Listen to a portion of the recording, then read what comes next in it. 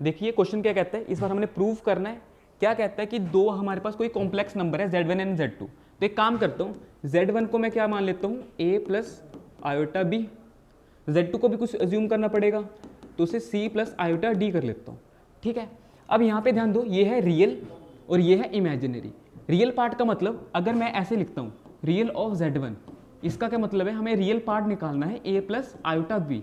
अब इसे बोलते हैं आयोटा वाले साथ को इमेजिनरी पार्ट और इसे बोलते हैं रियल पार्ट। इसका क्या मतलब है, इसका सिर्फ आंसर आ जाएगा a, क्योंकि हमें रियल पार्ट ही उठाना है किसी कॉम्प्लेक्स नंबर का। ठीक है, तो अगर मैं लेफ्ट हैंड साइड सॉल्व करूँ, लेफ्ट हैंड साइड में क्या है, Z1 और Z2 का रियल पार्ट लेके आना है। पहले इसको सिंपली सॉल्व कर लेता हूँ, Z1 और Z2 को। Z1 Z2 को कैसे सॉल्व करेंगे, a प्लस आयोटा बी को मल्टीप्लाई करना पड़ेगा मुझे c प्लस आयोटा डी से। ठीक है, सिंपल, a को पहले इन दोनों से मल्टीप्लाई करूंगा, a को अगर यहाँ से मल्टीप्लाई किया ac, यहाँ पे मल्टीप्लाई किया a डी आयोटा, इसको यहाँ पे मल्टीप्लाई किया b c आयोटा, और इसको यहाँ पे मल्टीप्लाई किया b डी आयोटा का स्क्वायर।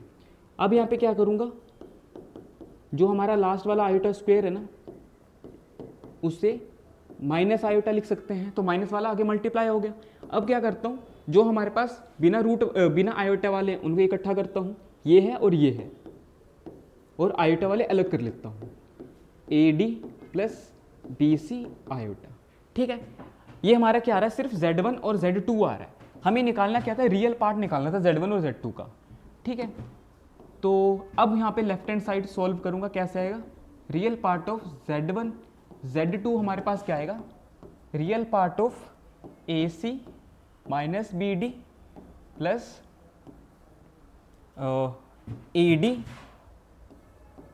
प्लस बी सी का आयोटा। इसमें रियल पार्ट क्या है, सिर्फ ये वाला पार्ट। ठीक है, तो इसका हमारे पास आ जाएगा सिर्फ ए सी माइनस बी डी। ठीक है, अब राइट हैंड साइड सॉल्व करते हैं। राइट हैंड साइड में क्या है, real part of Z1, Z1 हमने क्या एज्यूम किया है, a प्लस आयोटा बी।